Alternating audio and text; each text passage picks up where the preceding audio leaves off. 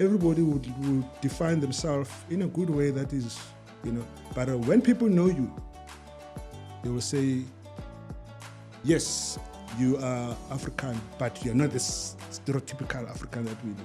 Many white South Africans particularly would want to shrug off that past. There's something I find almost offensive when white people use words like carry the burden of the past. Totally. Because like you are not the one carrying any burden. Like being privileged, being born into privilege, that is not a burden.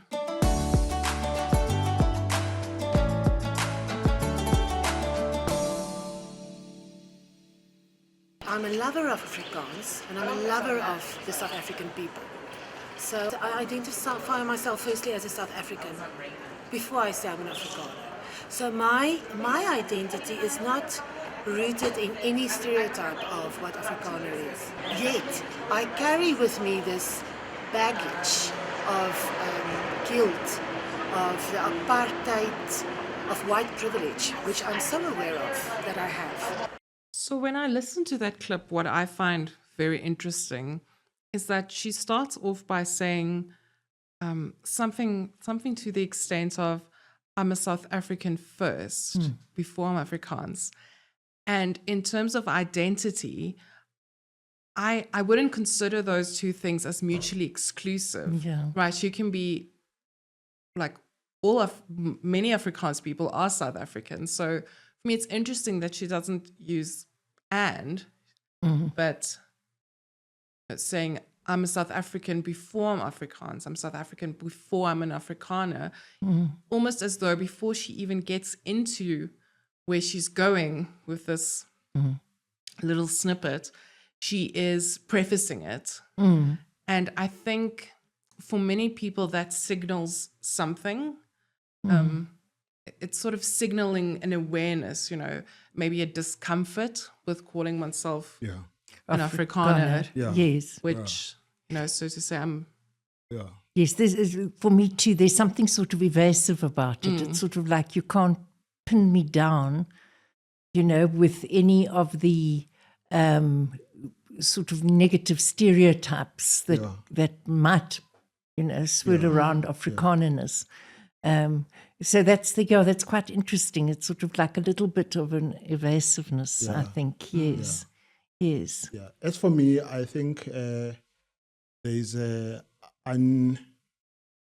stuff that is not addressed. There's an assumption comes across reacting. That I don't want to be seen as the stereotype. So it means implicitly there is a stereotype. And that stereotype must be put forth. Why did that stereotype came? Why is she reacting to that? And then the way I grew up as a black person, you don't so much identify yourself. Your identity comes from others. So as a black person, when I see a white woman or an Afrikaner, I see through the lens of the history, So I come automatically with a stereotype. Someone that I'm afraid of, someone who oppressed me, someone doesn't like me, someone who hates me, and until you prove yourself otherwise. For example, the late Reverend Beas Nodier, 100% African. So always has been African, he's white. Even those people who have never met him, when they see him, he's an African. Until he acts contrary. So it's not up to you to decide to say, this is who I am, There's a place for that. And I think it's a Western notion of identity. Whereas in African culture, they say, tell us about your parents, where you come from, and all that. And it's only through that prism that we can decide. Because everybody would define themselves in a good way that is, But when people know you, they will say, yes, you are African, but you're not the stereotypical African that we know. So for me, it's very interesting. And then she's affirmative, which is good, but also for some of us who grew up in that environment, we are almost suspicious. Rightly so. It doesn't mean it's right, but and it's not only because we are black. It happens to everyone. we know between the English and the Afrikaners, there's that Cold War that it's subtle. And then they think we don't know, but we know. So for me, it's a very interesting. Let me stop at that. Yeah. I think that's very true. And I think maybe it's that knowledge that, you come with this history of what you are simply through having been born into a position that makes her, I think, a little bit uncomfortable. There's a discomfort in saying, before I even speak about my privilege or anything, I just want to say that I'm a South African first, which is almost, it reminds me of sort of the mid-90s, that Rainbow Nation moment of we are now all just South Africans before we are ethnic groups or language groups or however you want to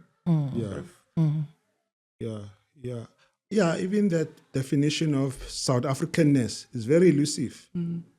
What does it mean? And then what I like about her, she says the baggage. I think there's something when people own up, when you say, I have this baggage, this is who I am, this is how I've been defined, I belong to Afrikaners who've got this history that I'm not happy with. Like I myself, I'm a black man. And there's a stereotype that is attached to being a black. You might be seen as a rapist, you might be seen as a murderer and all that. So when black women, they see me at night, I can't blame them to say, when they see me as the rapist, I must prove myself that I'm not, which is hard, But first of all, to own up, to say, I belong to a species that is people are scared of being a black man. And then, unfortunately, I didn't create myself to be black or a male, but this is who I'm stuck with. Like I've forgotten her name. She never created herself to be white, Afrikaner, woman. So that's something that's been given to her by history. So now we find ourselves trapped in this identity. So it's like we have to walk a journey where you have to prove yourself otherwise, and then it's kind of difficult, Yeah. I just wanted to hear what you say. Yeah, she does also raise the question of carrying the burden of the past, and of course, many white South Africans, particularly, would want to shrug off that past, and you have the discourses that say that I wasn't born yet, I wasn't there, or it wasn't me, it was our parents, or it was those other people who were who were sort of so verkramp, or it was the state, it wasn't ordinary people we didn't know. And so she does raise the question, I think, which perhaps we could talk about a bit, which is the question of, what are you responsible for? What do you have to take on? Even if you weren't there, even if you weren't the actual person, implementing the policies, which I've also got something I want to say about, but let me first just step back. I think for me, I must now admit, I can't remember if that is the word that she's saying. So this might speak to sort of the broader discourse. Yes. But there's something I find almost offensive when white people use words like carry the burden of the past. Totally. Because like you are not the one carrying any burden. Like being privileged, being born into privilege, that is not a burden. I mean, come on. It really is. It's not. It might be uncomfortable. Yeah. I think that is what, there's discomfort in exactly what you were saying, Melissa. So what is my responsibilities? Yes. I was born as a white person in South Africa.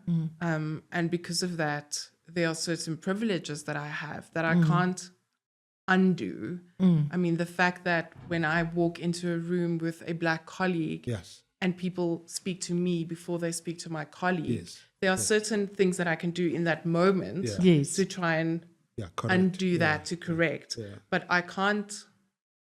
You can't call that a burden. I can't call that a burden. Yeah. And yeah, I think it's more about sort of the discomfort. Yeah, it feels to me, Christi, like a continuation of the white man's burden. Yes, absolutely.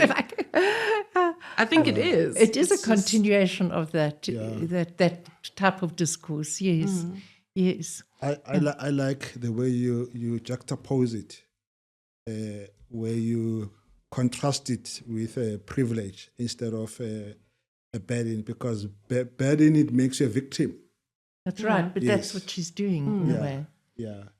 And to a certain extent, Afrikaners has also been the victims of the English. Oh, yes. Yeah. And unfortunately, it's being played down. And yet we know the people who invented apartheid, it's not so much the Afrikaners, it's the English, because it comes as a child of colonization from the British and all that. And then eventually, Afrikaners, they perfected it, they refined, and they gave it a name or labeled it. They call it apartheid. But for me, I can see why the Afrikaners will see themselves as the victims. That don't justify, because somewhere they also perpetuated that we are white, we are better than black, because they are oppressors during that time, where white people happen to be English. So I think for me, they are victims, but also they are not victims. They are also perpetrators. Certainly to my generation, I was born long after 1948. So I was born in an environment where just being black was also concluded where you're going to stay and all that. Just wanted to say that the victimhood is very important that we highlight it.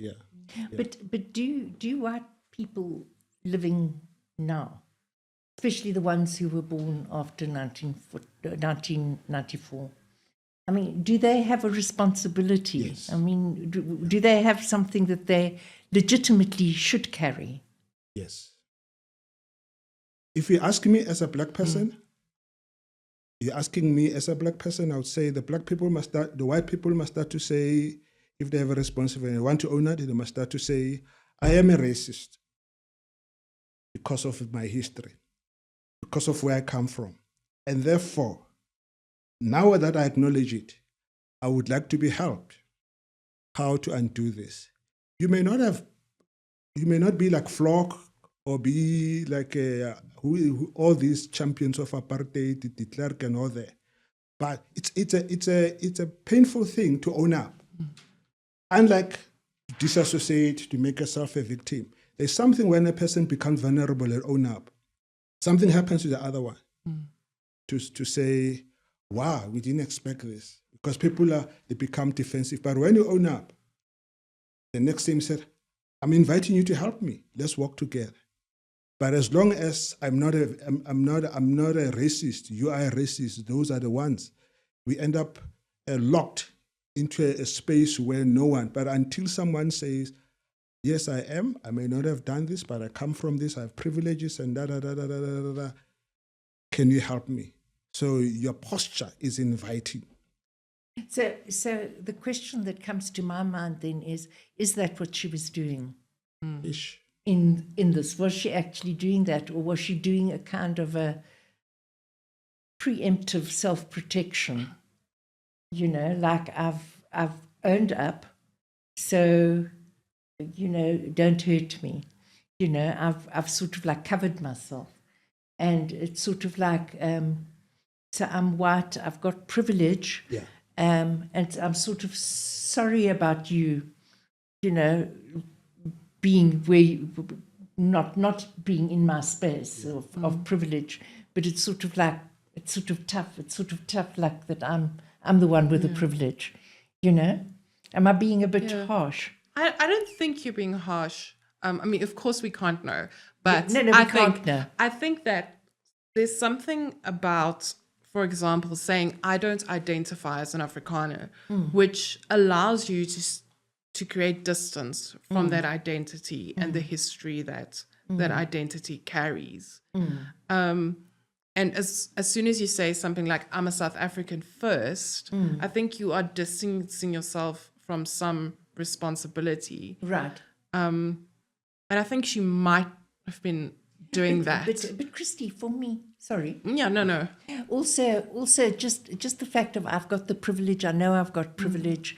You know, that sort of declaration. Yeah. And then it's sort of like, so, you know, I've got this, and it's sort of like just tough. Like, this is how things have panned out. For me, there's no acknowledgement of like, what is the history that has made you have this privilege? What has brought you to this place? And what do you do about that? You know, it's the complicity that I'm sort of trying to grapple with, that is not acknowledged. It's like, okay, it's like if someone says, I'm sorry, and you say, okay, so what you're going to do about it? You know, so if you make this declaration that you're stuck with this privilege, well, what are you going to do about it? You know, that to me is the issue. I wonder if there's almost like two ways in which people acknowledge their privilege. I think the first maybe being a kind of genuine and almost painful sort of, I'm in this position, I'm not sure what to do with it. It's painful to reflect on my past for me because it makes me uncomfortable and makes me feel guilty and shame.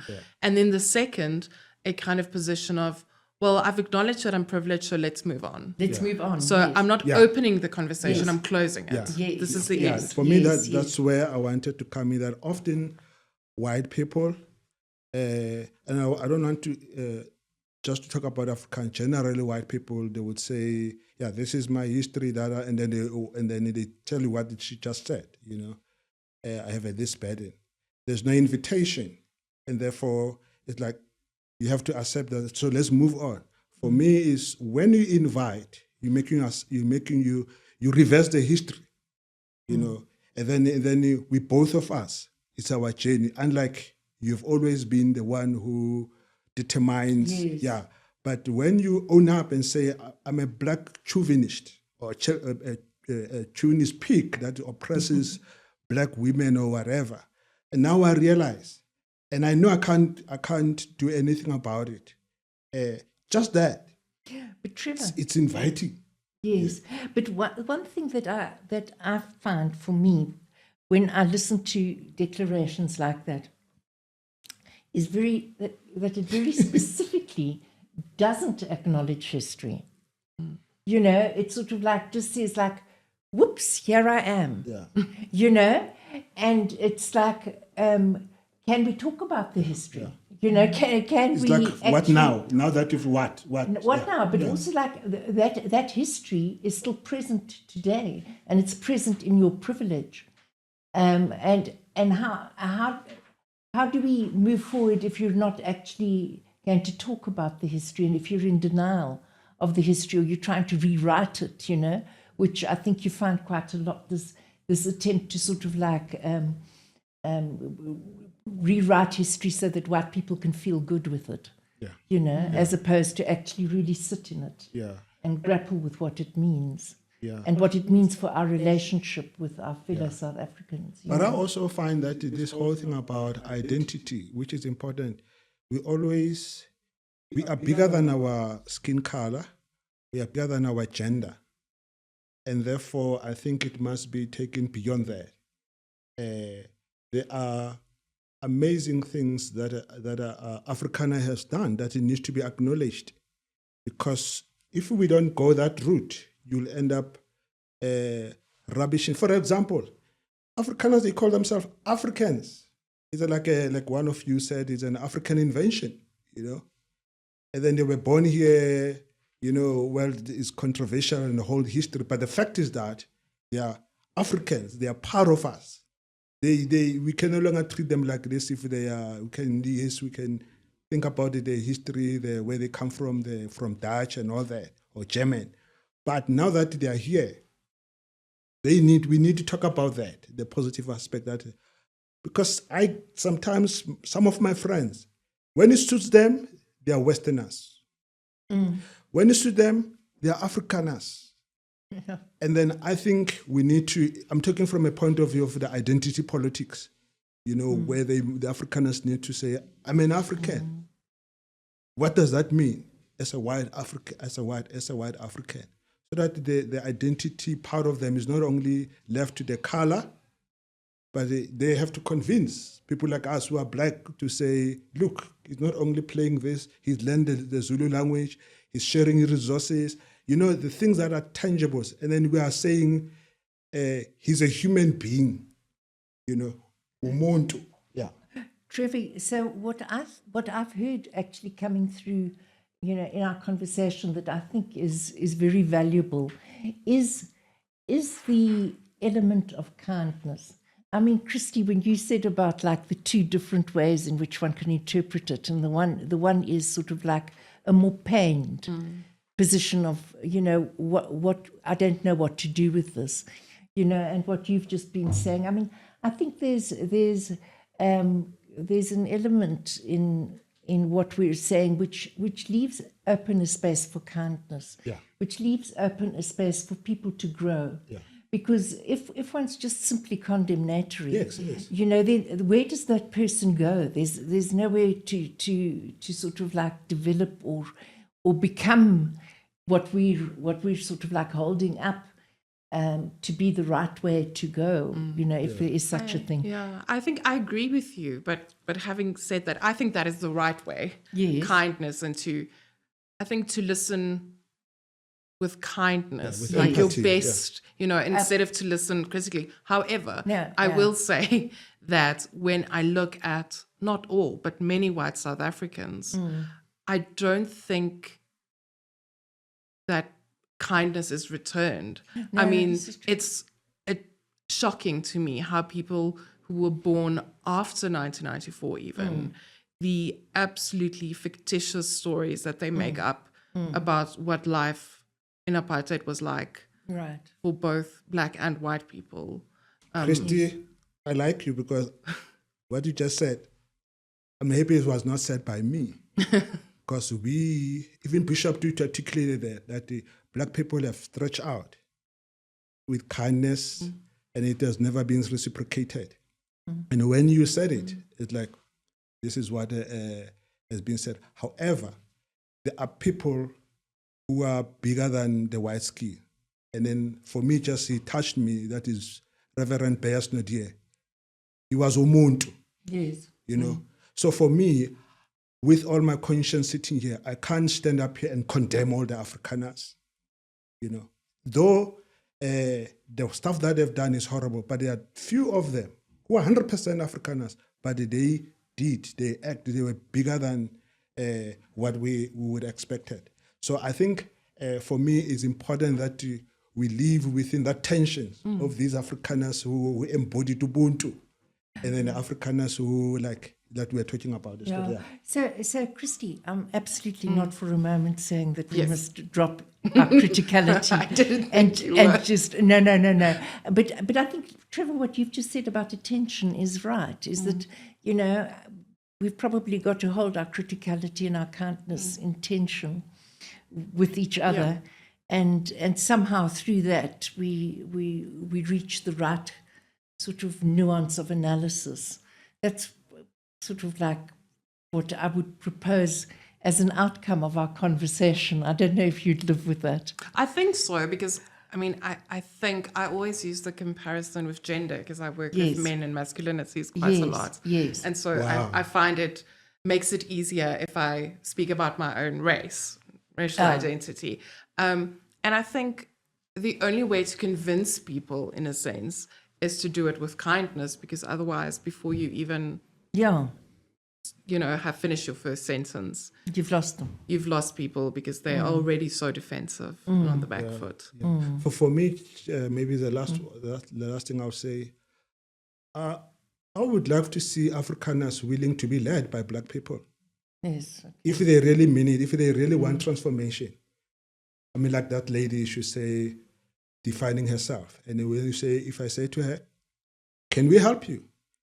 you know. So for me, the stereotype of white people is that they will say, I have a problem, but they'll be the one also who will tell us how to solve their problem, but they muddied us, you know. And then when you say, no, can we talk as equal, as an adult to adult, you know, relationship? And unfortunately, this is, sometimes they can use you, you know, and then so that you what's the word, you become a tokenism, you know. And then we need Black people, women who are matured enough, who will go beyond tokenism.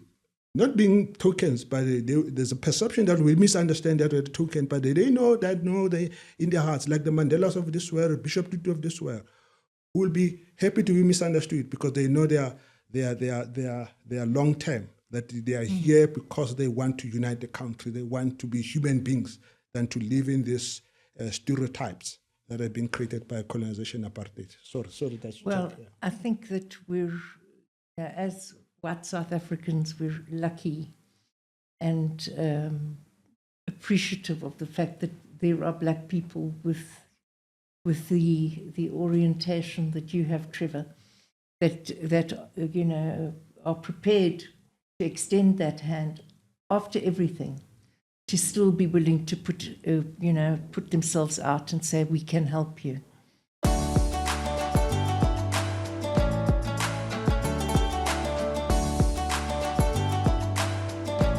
What is it that you have internalized that will make you accept the rape and the victimization of the 5-year-old son in comparison to the relationship, the same-sex relationship? Sexual violence by a woman is not taken to be violence of the same order as sexual violence by a man. And it makes it very useful as a strategy if you want to convince somebody that an object or an individual or entire social group is a disgusting and should be avoided.